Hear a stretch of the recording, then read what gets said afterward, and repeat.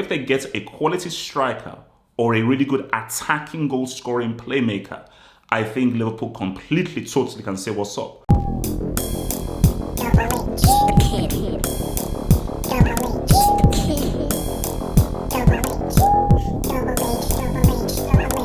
So it's good news.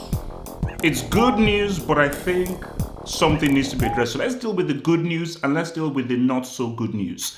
The good news is Van Dijk signs the contract, because there are two kind of signings you can make.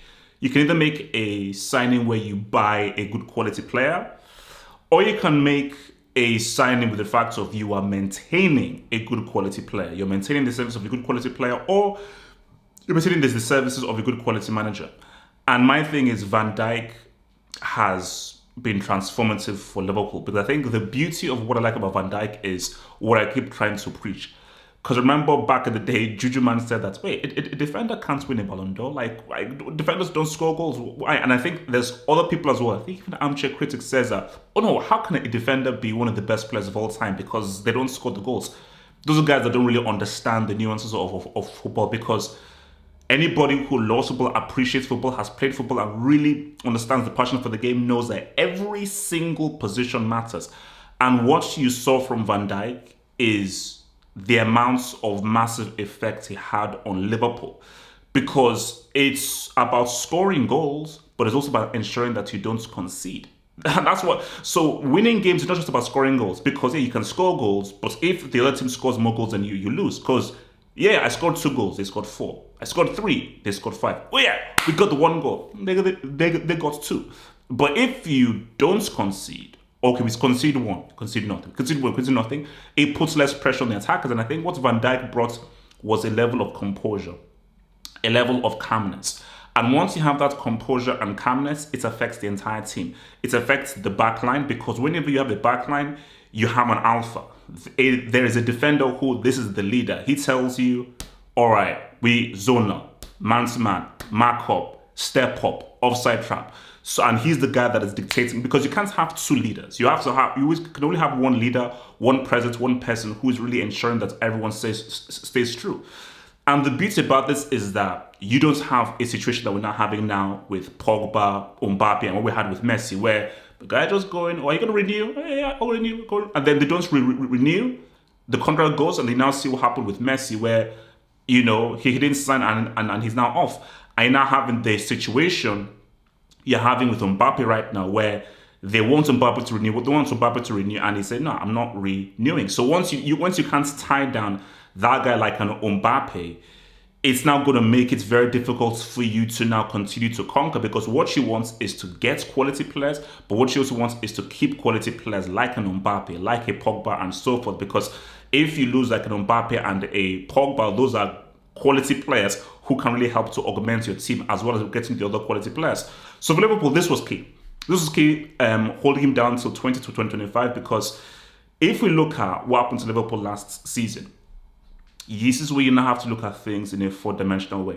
So guys would say, how can Van Dijk have had such a massive effect on Liverpool when you now put into effect with the very fact that they weren't scoring. They weren't scoring goals. So if they weren't scoring goals, not that they were conceding loads of goals, but they weren't scoring goals. So I was like, okay, then how could Van Dijk have come in there when Van Dijk isn't an attacker? The issue was Sadio Mane bricked it, and because Sadio Mane was totally ineffective, how can Van Dijk affect that? But once I just speak to Liverpool fans and you look at things 4-dimensionally, Van Dijk in defense means Fabinho goes into the DM.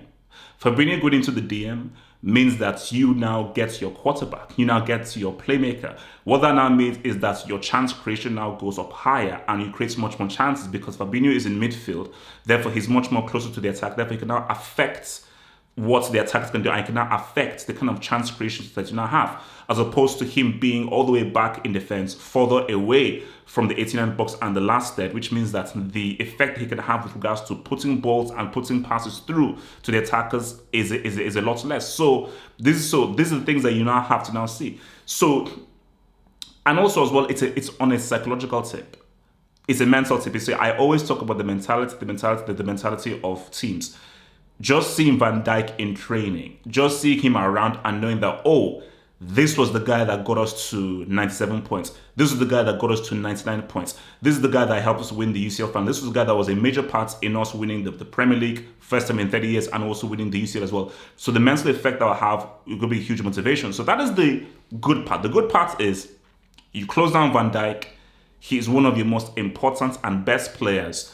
And that is something that can now allow fans to sit at ease knowing that, aha, our defense is good. So whether you have Gomez here, Konate there, and so forth, we have our alpha defender. So whatever defender comes in, they can feed off of and augment themselves by playing next to Van Dijk.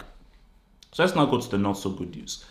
I've been watching the transfers and see what Chelsea, Lukaku, United, Sancho, Varane, City got themselves Grealish, even Spurs doing some business, Arsenal, Ramsdale. And you look at Liverpool, good, they got Konate, and I think Konate is going to be a really, really exciting player because I saw him for Red Bull Leipzig, and I mean, a lot of those Leipzig guys are very good, but seeing him play in the Champions League and how well he played in the Champions League and how well he acquitted himself in the UCL, I was like, aha, this guy is very good. Because it's one thing having a player who is good in the Bundesliga. In the Bundesliga is cool, but for me, that's why I always look at Dot, and I look at not just how well you play, but how well you play in what competition, against what teams, and the level of difficulty. There is no higher level of difficulty than the Champions League. There's no greater stage for club football than the Champions League. So Konate saying what's up there is key.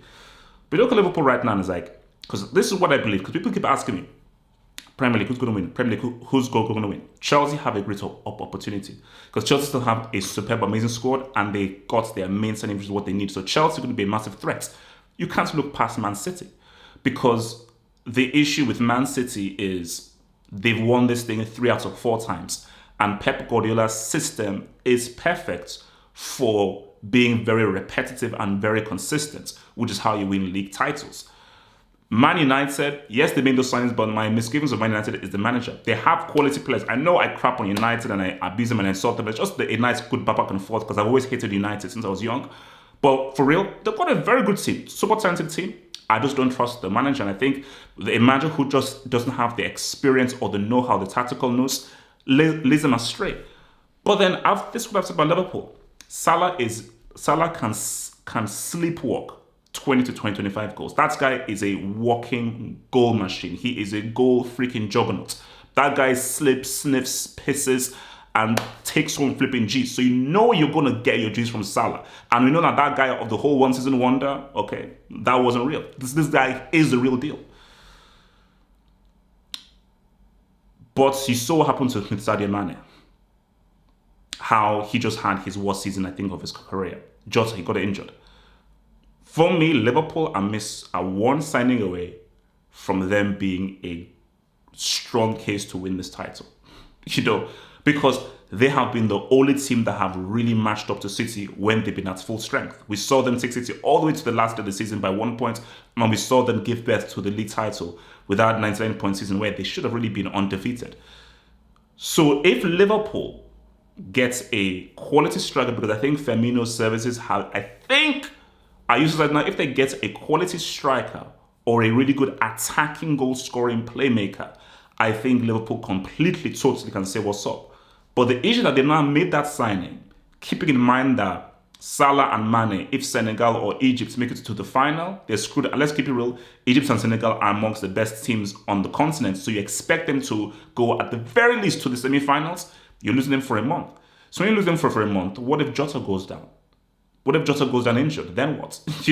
So it is worrying that Liverpool don't have that attacker who can come in, not only for the AFCON in January when Mane and Salah are out, but just to come in and say, okay, what if Sadio Mane doesn't pop off? What if Firmino goes through a serious goal drought? What if Jota goes through a goal drought? Salah is the only guy where we're good on that boy. But you need the whole thing of like, what if Jota? What if Mane? What if Firmino? So you need that attacker. And until Liverpool get that attacker, they will still be in there because they have the evidence is there to know that once they have their team, oh, they're one of the best teams in this league. And they've shown that once they have their team, they're the closest guys to what Man City can do. But for me, you always have to improve. You always have to improve. You can't just keep with the same team again and again. Look at City. They're the guys who won it 3 out of 4 times. They've improved. They've gotten Grealish, and now they're thinking of getting your boy Harry Kane. So I think, for me, for Liverpool, it's worrying. And that's where you have to look at FSG. Because Klopp deserves it. Klopp deserves to be supported. And I think until they get that support and get that attack, it's going to be worrying. So great that they got Van Dijk. But if Liverpool don't give me that good attacking signing, my eyes are on Man City and they're on Chelsea. Like that vid, subscribe, comment below. One love.